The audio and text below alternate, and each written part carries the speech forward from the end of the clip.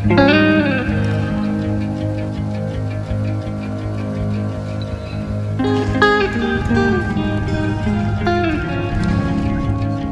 right up.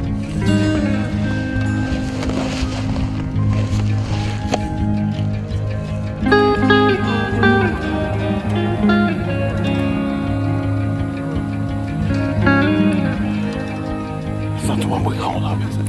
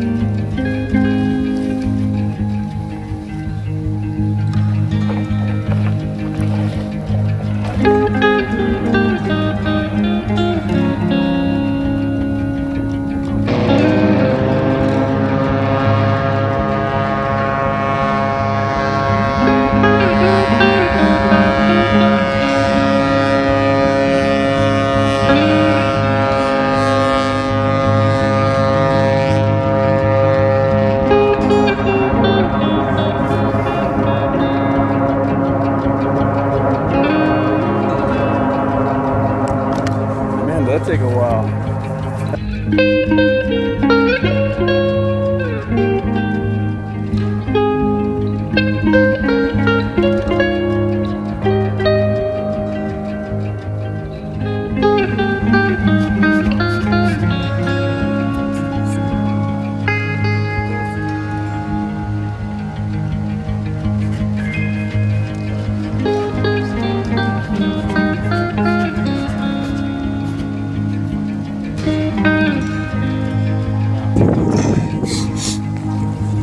And this is how you come down.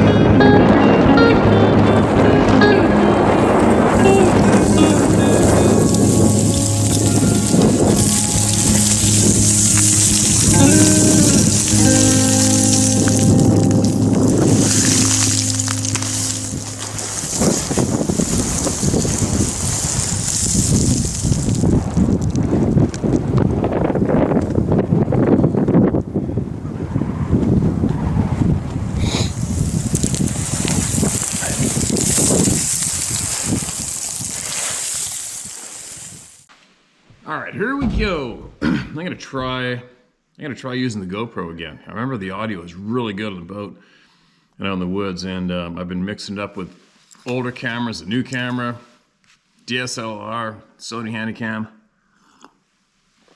yesterday's camera. Yeah, kind of my screw up. I left it on manual focus, screwed up the focus.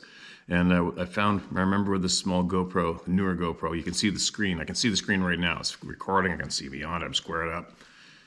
And the audio I found was really good on this little bugger. So you just hit record and let her rip, and you don't do anything else. It's very sweet and exactly what I need right now. So let's give that a go. And I think I'm at the recent emails day. So let's get into it. Here's a quick one that came in, a reply to my gun control questions. And I'm not sure if this guy was an ex-cop or not. I remember we had a police officer from the UK email us in. But anyways, he said, I just want to say that from where, the title is UK Insight into Gun Control. I just want to say that from where I'm sat here in the UK, it's pretty fucking clear that every single time I've heard about the horrific attacks on innocent civilians involving firearms, that it's orchestrated by a group of dark and dangerous people who are clearly trying to force the narrative to enable the removal of all guns. It's as clear as looking through a window. My thoughts are sincerely with the family and of those taken. Respect and love to all those good souls. Sincerely yours, P. Moxon. Thanks, man. Sounds like a nightmare. I hope it's not true, but It's not good. And I will use this platform to encourage every single good, honest, hardworking person to never, ever give up your firearms, no matter what the flavor of it is. Do not do it. That's very, very vital encouragement. Do not give up your firearms, no matter what flavor they are, ever. If anything, buy more, hoard more ammo. That's all I got to say on that topic. Now, another thing too, I'll guarantee you guys that I will guarantee you that possibly some government people, I don't think, well, they obviously use police officers, but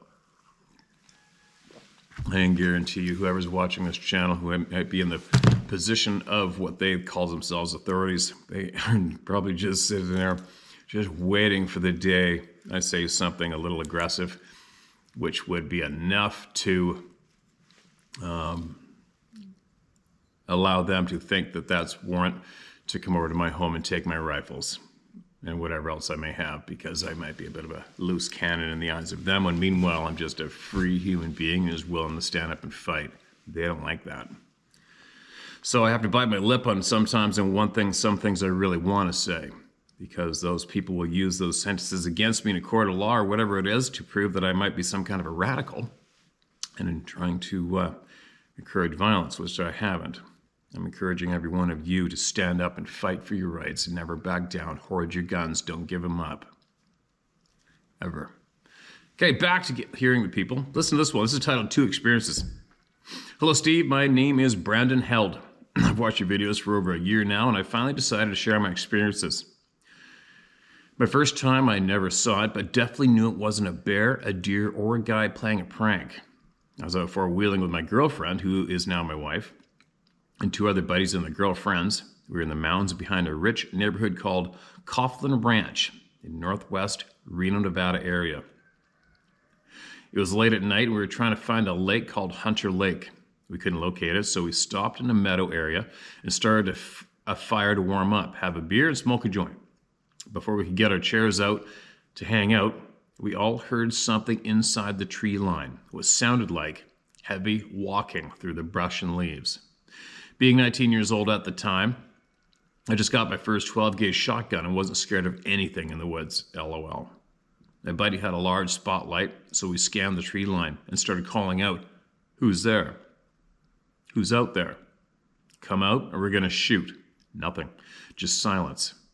Then we started hearing what sounded like 4-inch or bigger branches being snapped. Snap, snap. So the tough guys we yelled out, "Okay, we're gonna shoot." We shined the light where we thought the noise was, and I let it have it with a few shots of buckshot in that direction, and then listened, expecting an animal to run off or some guy to come out saying stop. That didn't happen. The snapping just continued. We all looked at each other in disbelief, and then the overwhelming sense of dread and fear struck all of us at the same time. We all said to each other, "Let's get the F out of here." We all jumped into our pickups, locked the doors, and left as fast as we could, leaving the fire burning. We were so effing scared. I still am friends with these people, and I can tell the story from time to time at campfires. Although they don't voluntarily tell the story as I do, they don't deny it, among others, when I tell the story. I'm 40 years old now, and it seems like yesterday when I think about it.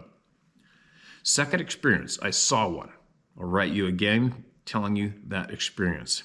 Being a member of the Club of No Return is not a fun club to be a part of. Thank you for what you do, Steve. It definitely helps knowing I'm not crazy.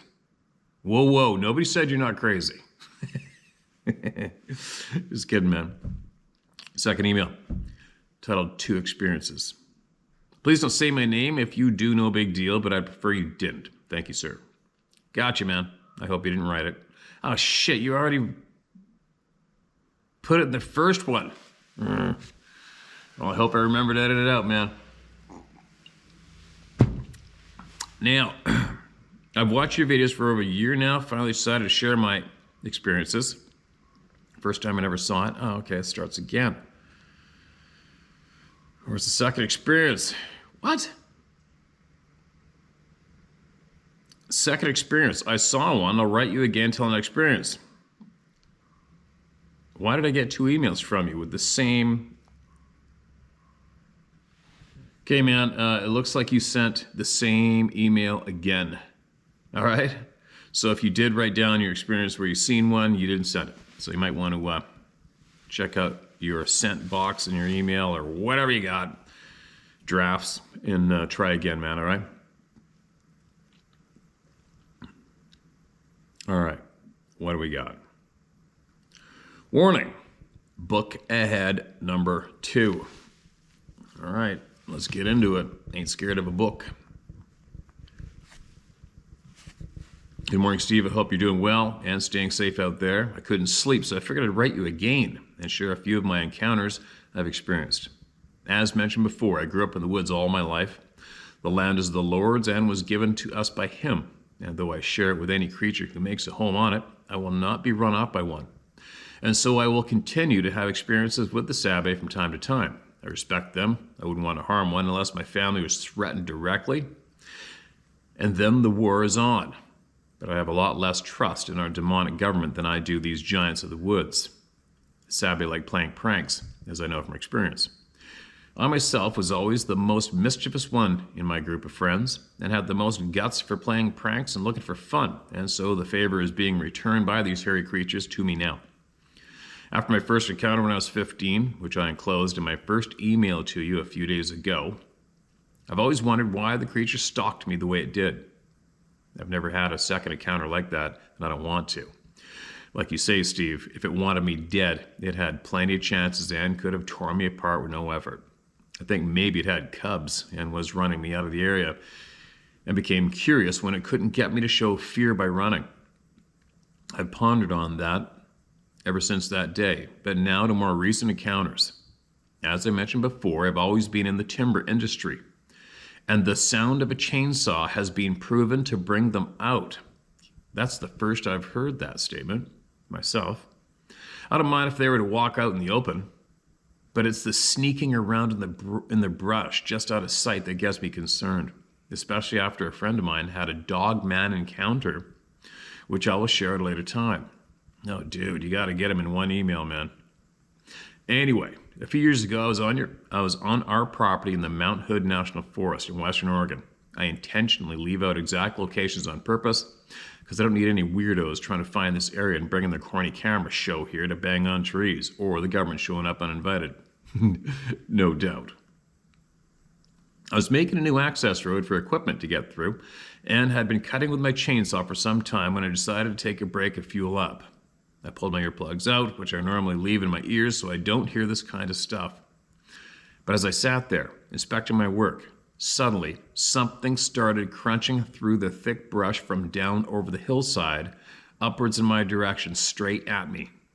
At first I thought it was an elk, but the equipment noise should have kept the area clear of most animals. And I could tell it was very heavy and lumbered along on 2 feet. I started straining my eyes to see what was coming through the thicket as it kept approaching and getting closer with every step. Finally, by the sound, I knew I should be seeing it, because it wasn't more than 50 feet in the brush, but I couldn't make out any dark forms at all. It was November, and all the leaves were gone off the trees and plants, so I had visibility of 200 feet I think you meant probably, except in the direction of where this thing was coming in from, about 60 feet tops. Suddenly, it came to a stop, and all went silent, extremely silent. No typical forest noises of any kind. I could feel that I was being watched, but why couldn't I see it? I said, F you, I'm not playing your game, I got shit to do. So I put my earplugs back in, fired up my saw, and went back to work, keeping my eyes down low just in case it let itself be seen for a moment. Excuse me. I knew it was watching me, but I wasn't going to give it the satisfaction of freaking me out. I trust the Lord to keep me safe, and that thing knew it. I've never had any more happen that day, but when I returned the next morning, something had taken all the brush I had stacked in piles along the new road and scattered it back in my way again. Upon noticing this, I was peering through the woods around me with my senses on edge when my 2 dogs came out to visit me, quietly walking up behind me and stepped on some branches, breaking them. I about jumped into the next county. No doubt. That would have sucked. That would have been a frickin' pucker. Big time. Once I got my heart back in my chest, I went back to work restacking the brush and had nothing more happen. About 6 months later, though, I was in an area not far from there where I had been cutting all day, trying to get a section out of an old growth fir log for carving. It was getting dusk out, and I had my old Chevy pickup parked not far from me, about 40 feet away, with my headlamp on. I was having to cut a notch in both sides of the log in order to get further in with my blade. As I only had my 24-inch bar, still 361 in the truck. I was preoccupied with what I was doing at the moment, but as I let my saw start a new cut down through the 5-foot log, I glanced over at my truck, and there, standing alongside it, between me and the truck, was a massive being, all black or dark brown and staring at me. I cussed under my breath because I really wasn't looking for a visit. Now my truck is hot blue, so this thing stood out real well against it. My rig is on 35-inch tires and 6-inch lift, with the top of the cab being about 7 feet tall. And this thing's head was easily a foot taller than the truck. I didn't stare at it or want to make eye contact with it, but I noticed it was about 4 feet wide at the shoulders, and its arms hung down to its knees. Very hairy, very solid. I'm no judge of weight, but it was more tall than wide, unlike the one I met in the brush I mentioned in my last email. But I'm assuming it had to have been at least 600 pounds, if not more. Usually a big critter like our hogs weighs more than what you guess. Excuse me, but the second I saw this thing standing there, a cold shiver ran down me, but I didn't want it thinking I saw it. So I turned back to focus on my cutting. I didn't want to look back for probably 30 seconds, which was making me nervous because I really didn't want it getting any closer to me. I finally turned my head over to see if it was still there, and it was. Now it was about 10 feet closer to me and standing more to my left near the hood of my truck. Oh my God, that would suck. Suck. I could feel my heart pounding and I was getting a cold sweat too, but I went back to focusing on my work.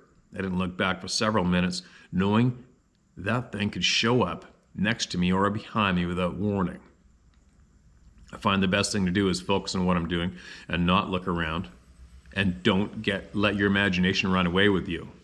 It's easy to do out there in the dark with those sabe being curious and coming around. Excuse me. I looked back up after 5 minutes and it was gone. Thank God. But I'm sure it was standing in the dark there somewhere, and I wasn't about to look around for it. I finished my work there, packed my tools, and headed to the house without anything more occurring. The next day I went back, but after that I try to get back before dusk. One thing I've learned over the years is that it doesn't matter how close to a residence, building, vehicle, or several other people you are. I always thought that they were kind of shy, but not after what I've seen do.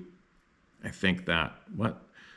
I always thought they were kind of shy, but not after what I have seen do I think that.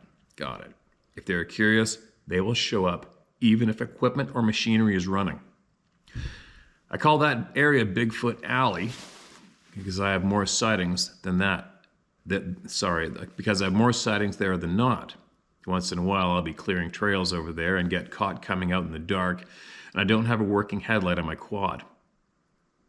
With my experiences, it's easy for me to imagine one of those things running after me in the dark, like I heard you saying in one of your recent videos. You just got to get your mind on something else because the imagination can be a terrible thing sometimes, LOL. One summer, several years ago, I was spending an evening with a friend, let's call her Jenny, over in Washington at a rock pit. They used to camp out quite often with other friends over a decade ago. She's had her own encounters with this abbé, in which one walked up to her and her brother in the forest on Mount Hood while they were armed with AR-15s. They both were frozen in fear while it got within 5 feet of them and just locked eyes with her. Oof. It was a 9 to 10 foot male and watched her intently for about a minute before turning its head and disappearing into the trees, literally. They looked They looked, and it was vanished. And this encounter happened in broad daylight. I wish I could see them in this day. Sorry, I wish I could see them in the day and not at night. So anyway, we're enjoying our fire, and she decides to try to call one in using the whoops she has heard them make. Oh my God, it's amazing to me that she would want to do that after having one lock eyes with her. I was very skeptical to think that she could do it, but less than a minute afterwards, there was this long growl coming from the nearby woods. Still, this didn't convince me, so I went back to my fire, making it bigger. We were seated in a kind of a horseshoe area with a 20-foot bank of loose tailings all around behind us and 30-foot tall trees at the top of the bank. The trees were a mix of alder and fir and some pine. After a few minutes, I noticed small rocks come rolling down the bank behind me. I looked up to the top, but nothing was there. I went back to messing with my fire, and a few more golf ball-sized rocks came rolling down. I paid no attention to it, and then a minute or two later, the branches of the alder trees started moving, about 15 feet up in the trees, from one side of the horseshoe around to the other side, like something very tall is walking through the trees. We both watched as this takes place, and I shout out, "Hey, come on out of there." But nothing happens. I told you I'm not scared of much, especially a Sabe playing pranks. I see nothing in the trees. Excuse me, guys. So I go back to my fire, hoping to draw this thing out of the woods. Although I did feel a little uneasy with my back to the hillside, but I wasn't going to make it easy for this thing to get its kicks. After about 10 minutes, more rolling rocks and another sweep through the tree limbs from left to right. I'm thinking, damn, this thing is tall, being able to move limbs that far up the tree. I shout out to it to show itself, but nothing happened. Nothing again. My friend is getting uneasy about now, although being an Iraq War badass veteran, it takes a lot to get her concerned. She's had many Sabe encounters as well. Wow. So about then, about a half a dozen larger softball-sized rocks come rolling down. And I was getting tired of this nonsense, so I grab a flashlight and go climbing up the bank to see if I could find it. The trees grew real tight together with lots of large outcroppings of rocks scattered around them. And I was thinking how hard something large would have to work to get around up here between all the obstacles. But I also knew something could hide well up here from me behind these boulders. I half expected to come around a rock and come face to face with a giant creature, but after several minutes of looking, my friend was getting concerned and started calling me. So I headed back down to the fire, and I wasn't back down there in 30 seconds, and the trees and branches started moving again. Like something really big was walking amongst them. Something else that would happen every time the limbs moved is that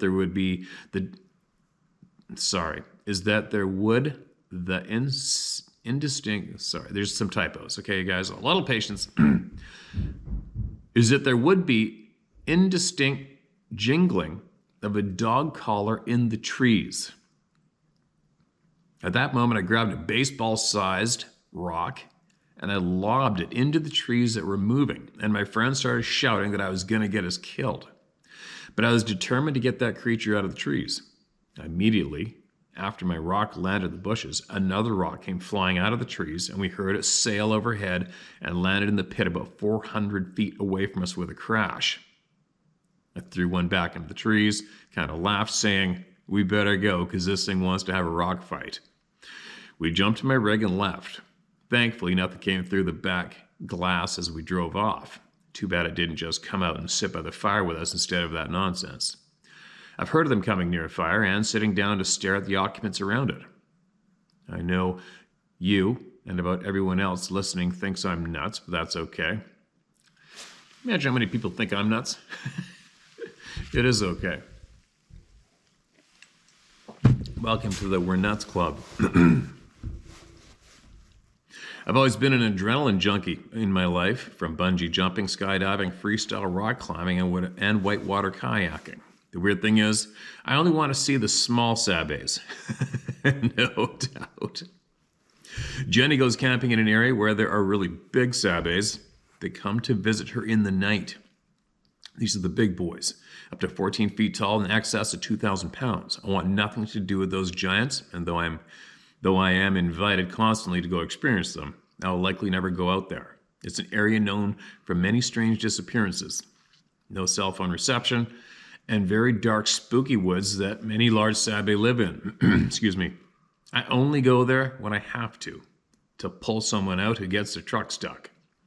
Speaking of which, Jenny got stuck in the snow one night out there, and I went to get her out. It was up the side of a mountain where the road is very narrow and the trees grow tightly right up to the side of your rig. As I lay there in the snow trying to hook a strap onto her vehicle, she was standing there, and I kept asking me if I heard anything.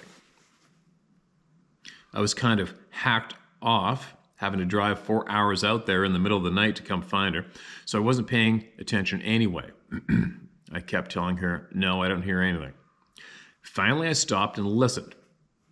And over the sound of my '02 Dodge Cummins running, I had one of those, got 658,000 kilometers out of it.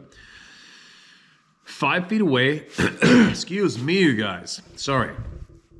5 feet away, I hear something very large pacing back and forth in the trees just beyond the edge of the road, out of sight. I had all my off-road halogen lights turned on, and yet I couldn't see anything in the trees. It was bipedal, and it sounded as big as an elephant, stomping back and forth in a line about 20 feet long. I didn't like what I was hearing, and the last thing I wanted was some pissed-off creature to come charging out of the trees while I'm laying under the rig in the snow. I immediately went to my truck and gave her my 12-gauge with double-aught buckshot in it and pumped one in the chamber. I told her if anything charged out of those trees, shoot that damn thing right in the face and hopefully blind it. She stood over the top of me while I finished rigging up. The barrel aimed about upward where we figured its head might be. It was much larger than anything I'd ever heard before. I kept glancing every few seconds to the dark trees a few feet away, expecting something to happen without warning. The whole time, that being sounded pissed off, marching back and forth with an aggressive energy that I could feel to my core. I was getting worried and felt very vulnerable down on the ground. Every time the feet hit the ground, I could feel the vibration getting stronger, even through the snow, and giving me the impression it had to be every bit of 1,500 pounds plus. I felt like the longer we were there, the more it was getting aggravated by our presence. I gave her a pull and she came out. Then I threw my strap in the bed and hauled ass down the road, almost going faster than I could see the road laying out in front of me. She had a hard time keeping up with me, but I wanted to get as much distance between us and that bad energy as I could. We both have Native American in us, and I don't know if that helps sense bad vibes from creatures or if it's just being in tune with your sixth sense. I wasn't very committed to brushing my teeth as a kid, so maybe that's why I have a good sixth sense, but bad breath, no fluoride. Oh, fuck. That's a good one. Well, I have more to share, but that's all for now, man. If you ever get down in this area of the world, it'd be cool to meet you and share some stories. You got big balls and a lot of patience, man, taking on all those people in your guiding adventures and dealing with mammoth grizzlies. Maybe I should sign you up for a camping adventure with Jenny, and you could swap stories with her. I'd rather take on a Sabe I can reason with than an over-caffeine person with a loaded rifle. I enjoy hearing your personal stories, especially the one about the naked cross-country ski girls. I want to hear that one again sometime, and hopefully the sound doesn't cut out in the video. Thanks again, Steve. You take care, man. CJ. P.S. I love the music you always have in your videos and all the effort you put into making them. God bless you. Okay, man. Appreciate you. I absolutely appreciate the time that you just donated out of your life to share that. You'd say I got big balls. You kidding me, dude? You're looking at a Sasquatch between you and your truck and you keep working. Actually, you know what I think about it? I think I do the same thing. I guess you wouldn't have much of a choice, though, would you? It's in between you and your truck. Like I remember, was it last year, this time of year, I think it was, and when shit started getting thrown at me from the right of me, pinging off the back of the quad. And I've heard noises behind me, stuff thrown at me a few times, and it's just kind of like, you just stay concentrated on what you're doing, and in the back of your head, you're going, F you. Piss off and leave me alone. I don't give a shit about your ass. Anyway, I'm assuming, if you are watching this, then I'm assuming Jenny is. and I'll give a personal blast out to Jenny, that Jenny, if you feel compelled one day, and it sounds like you get a lot of experience with these things, maybe, possibly, if you would be so kind and generous, would be to possibly send us some information, some knowledge that you have. All right, I'd be really, really interested to learn what you've learned, and yeah, I would be very, very interested. So if Jenny isn't watching, man, maybe you could send this to her. And who knows, maybe I'm trying to figure out what I'm going to do this year. We were going to try to take off for a month overseas, maybe possibly. It's been a couple years being locked down by the filthy pricks, criminals who are in a position of, I hate saying it, I hate admitting it, that they're in control, because I cannot stand being controlled in any way. But anyway, I'm almost contemplating myself going on a solo possible U.S. tour. Maybe. We'll see. And I just might go down south like I used to do for many years and hook up with a lot of you. Possibly. Maybe even end up at Dave Pilatus's and get a lot of people talking. Do I want to go in the woods with Jenny where these things are hanging out and she sees them all the time? I'm not really craving that. Right? I mean, they're all around me all the time wherever I go. And I'm not summoning them in any way. I'm always saying, just freaking leave me alone, man. Just leave me alone.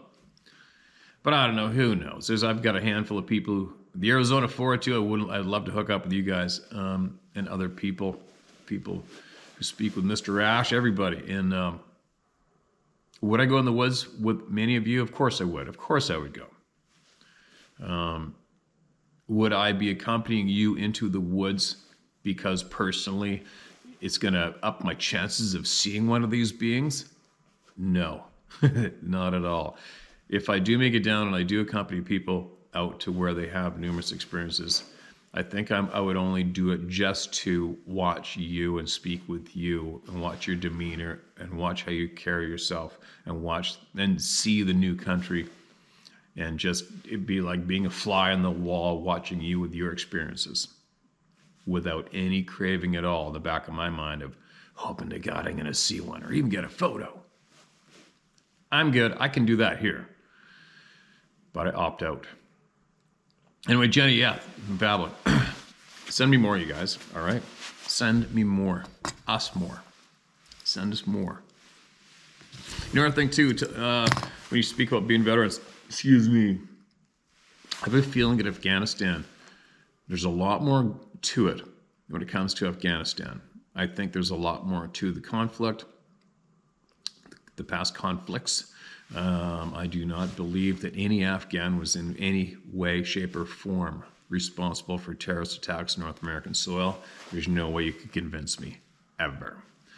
But I wonder what the purpose is of all the conflict going on over there. There's a lot of weird shit that goes on in that country.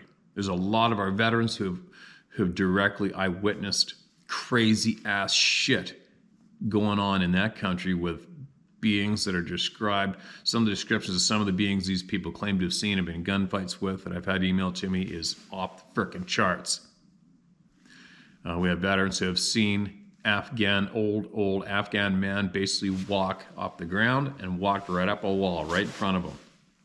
There's been beings with goats' feet, human bodies, reported being shot at. There's the red-headed giant being shot. There's all sorts of crazy, crazy shit going on in Afghanistan, man. I'll tell you what, one thing that I've tried it a couple times. One time I decided I was going to go around the world by myself with no plan, no map, because I like to scare the shit out of myself and see new stuff, and I don't like being scared out of doing things, and I wanted to force myself to do that. And then a friend of mine who's in law enforcement, he's actually in Coast Guard and law enforcement fisheries, and he cautioned me, says, no Muslim countries. And I'm like, what? And he's traveled the world like extensively. He says, and I was rattling off one country I was going to start at, and he said, don't be stupid. That's where you get your head chopped off. And then we started cluing me in, and then I realized Oh, that sucks, man. There's a lot of countries today where you just cannot go, especially a man alone. You might be seen as some kind of a threat, and then next thing you know, you've lost your melon. That would really suck. And unfortunately, like a place like Afghanistan, that's those mountains and all the terrain. I'd love to go see that shit. I would love to go with a mountain guide, a fellow hunter, whatever, and go off in those mountains. I'd love that. But unfortunately, with all the Taliban and all the hate that the West has created, it wouldn't be safe for me to go to see all that. I'd probably lose my head, right? Shitty. What else? The Himalayas. I would love to go see the Himalayas and go off into the mountains with some experienced mountain people there too. Same deal. I would love that. Why am I babbling? I'm babbling. But anyway, Afghanistan. A lot of you veterans have seen the crazy shit there. And you think it may sound absolutely too crazy to share here. Trust me, it's not too crazy to share here. Please, if you're ever bored out of your tree, send it to me, all right? There's a lot of us who are very, very curious, especially me. That's almost 2 copies, go figure. The babbling gets lengthy. Excuse me. All right, here we go. This is titled, Maybe the Ultimate Puzzle Piece. You got our attention now. Hello, Steve. I'm addressed as Lewis Edward. Love and light to all those seeking truth. I humbly thank you for your time and dedication helping all people. Bless you for all you give so freely. May the love and light of our source be with you always, always. I share your love for nature and feel most at home when I'm in the forest and wilderness areas. I'll relate my encounters briefly, as they can be explained rationally and are not the important information herein. Both experiences were on the Dick Earl arm of Navajo Lake, northern New Mexico, happening on separate trips. First happened late afternoon, sunny, partly cloudy, and we observed 2 basketball-sized orbs. They were mostly white with a yellowish haze towards the center. Both moved vertically downward about 20 feet apart and disappeared after a short time. I wrote it off as ball lightning. Second happened 10 p.m. or later, when I heard what sounded like large rocks splashing just off the aft deck. The fear I felt at the time I thought was my concern for damage to my boat. This occurrence I wrote off to beavers that have lived in this arm for years, slapping the water with their tails for my presence near their home. Excuse me. The intention is to share the knowledge I've discovered after 71 years in this physical experience. All right, 71-year-old gentleman, I am stoked to hear of what you've gathered up. As you say, take from this what you will or leave it. I will give references and sources for all to research at the end of this email. For those who have doubts, concerns, or just want to go deeper down the rabbit hole, please understand I believe we truly have free will, and everyone is on their own path. What I share here is spiritual and has nothing to do with man's many religions. I'll get to the puzzle piece after a little groundwork. Please accept the following as truth/fact, even if you have reservations. All right, man, let's go. Number 1, love is all there is. Number 2, we are eternal consciousness. Number 3, we are spiritual beings having a physical experience. Number 4, fear is the lack of love.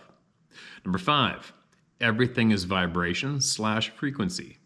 Number 6, we are all creators by intent or default. Number 7, our emotions are the indicators of our connection to Source, bracket, God, end bracket. Your feelings of love and happiness are high vibrations connecting you with Source, and fear and hate are the lowest vibration, disconnecting you from who you really are. Number 8, We create by thought, word, and deed by vibrating the fabric of space creation. Number 9, as you think, you vibrate. As you vibrate, you attract. As you attract, you receive.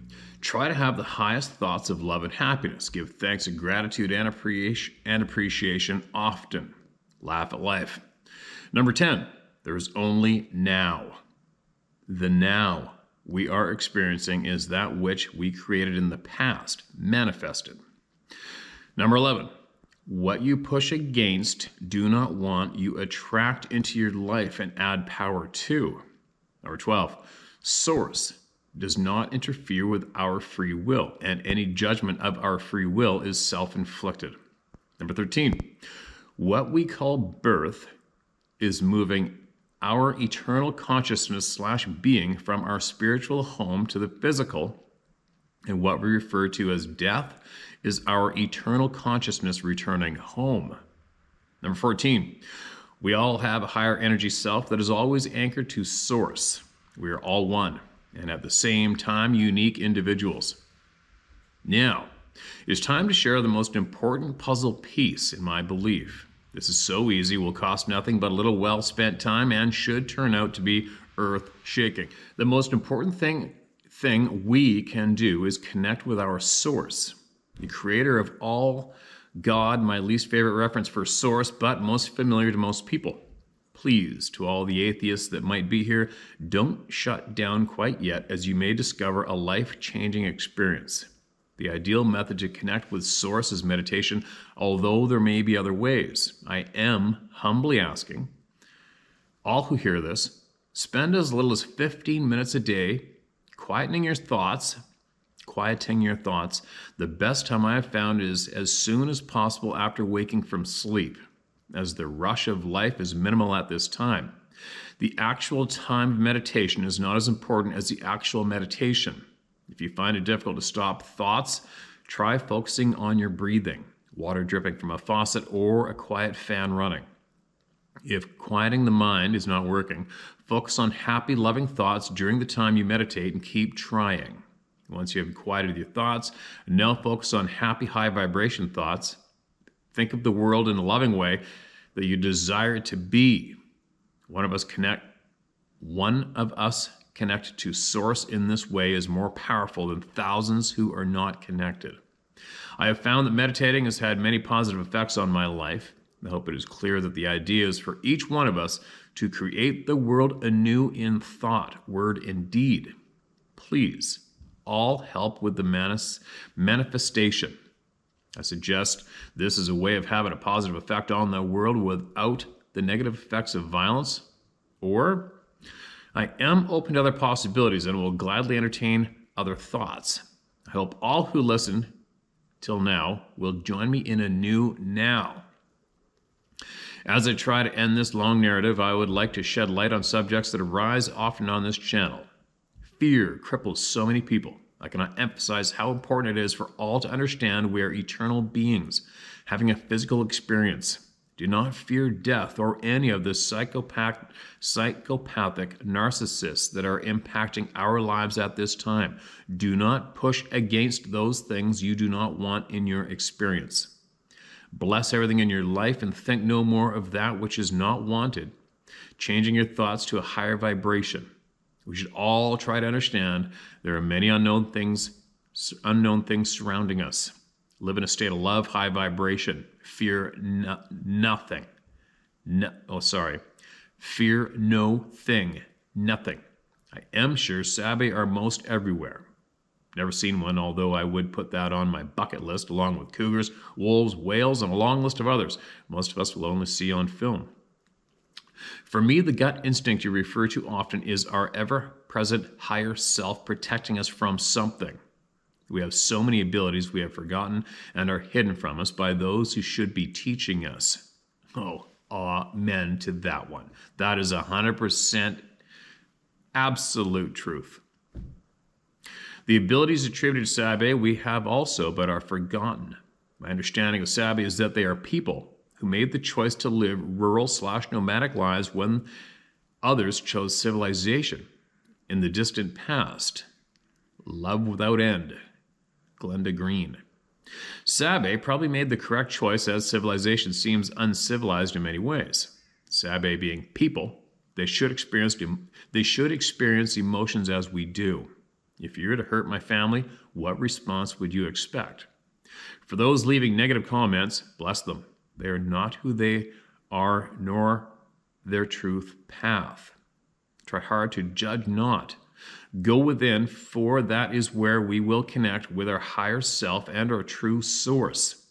I know you are in control of how you feel and respond to what you experience in life. We are not these bodies we use in the physical. Think of it as our avatar. Our eternal consciousness is the experiencer, the observer. If by some chance, I've not lost everyone hearing this, I'll close with my supernatural experience in northern New Mexico. Go figure, New Mexico again. I'm gonna have to go down there. 10 or more years ago, a friend who was a channeler from birth was instructed by his guides to build a medicine wheel in a very high energy location used by Native Americans for hundreds of years. A group of friends met him at the appointed time and place, and the medicine wheel was constructed to the guide's plan. Years later, while visiting for the purpose of meditation, I gave a prayer and thanks before entering. As I opened my eyes, I was surprised to see all the pinyon pines on this mountain glow with a brilliant emerald green light flowing to brilliant white for the last 8 inches of each branch. The guides, when questioned, told us it was the energy of the medicine wheel.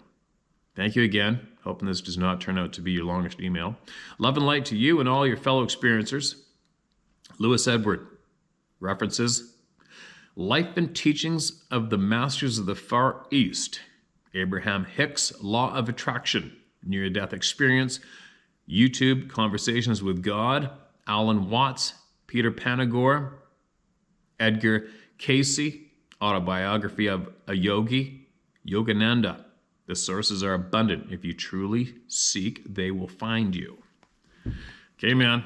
Absolutely appreciate that one. There's a lot of weight to this email, I'll tell you what. And unfortunately, as you know, speaking of you directly, you know there's going to be a shit pile of people shaking their heads, probably clicked off the video by now halfway through or whatever, because they can't wrap their heads around it. They don't want to. There's no time. They're just not in that mind frame. It does interest me, though. But one of the things, Conversation with God, I was aware of that book years ago. And, like I said before, my mind doesn't match up with my mouth a lot. But, what's suggested is when we are in our energy form, that we agree to what the next journey is going to be here in the physical form. And sometimes I'm troubled with that when you look at what's going on the planet. Like if you guys Google up this South Sudan currently, as an example, South Sudan. Some guys made a quick video there. They're some very, very brave people, and they went to South Sudan to try to make a video of what's going on down there. If you can find that video, YouTube, watch it. And when I see shit like that going on, it makes me think, okay, that doesn't make sense to have all those souls being in their energy form and agree to each other. Hey, man, next time I go down there, let's go down there and let's go be born in South Sudan in 2022 and go through what they're going through as an easy example of, why? What? Because that is a absolute living frickin' hell. And I don't understand it. If we had that kind of control in our conscious self, in our energy self, whatever it's called, why would we not choose to come down here and create all the good that you just mentioned in the email? Why? Where does the confusion start? Where's the road fork? Am I making any sense? I hope so. But where is the road fork, right? Like who would be in their absolute state of love and energy, and then all of a sudden decide, hey, I think I'm going to go down to Canada. I see an opening to be a ruthless dictator, and I'm going to do everything I can to make life absolutely hell for the people in that country. Huh? Really? There's a bunch of shit going on that confuses the shit out of me, right? I got to do a lot more reading, but It's time, man. It's time. I'm getting closer to having a lot of time where I can pick up all these books and more I mentioned, and I can have time to read and look and learn and get better myself, which I want to personally. And I know I'm speaking for a lot of people here. There's just so much shit to do. So much shit to do. Cutting out that time to enhance you is not easy for many people, right? But anyway, as long as we keep talking, sharing, and encouraging like you just encouraged many people with nothing but good. The message in your email was nothing but positive and good. There you go. Everybody give it a go today. Give it a go tomorrow. Give it a go whenever. Always. Try to send out messages of positive and good and encouragement. And I'll admit, it is tough when you come up against somebody who's dark and you just want to kick the shit out of them and erase them from the shit they are peddling and passing on. But anyway, I gotta go. I babbled too much. I've only had 2 coffees, no breakfast. I got shit to do. That coffee's freezing frickin' cold, which reminds me, I gotta get that wood stove moved down to there. I gotta go buy a pipe, put it through the ceiling, out the roof. Another task. So I can warm it up in here and get this place insulated properly and soundproof and get that room done. I get an electrician here, get that thing done. Now my pump in my well is failing and there's no pressure for water in the house. The kitchen sink faucet exploded yesterday and I had to crawl underneath there and replace it. It's endless, right? It's endless. But as long as we all take out the time to create some kind of good and encourage people, well, we move forward in a positive direction, right? We'll be back shortly.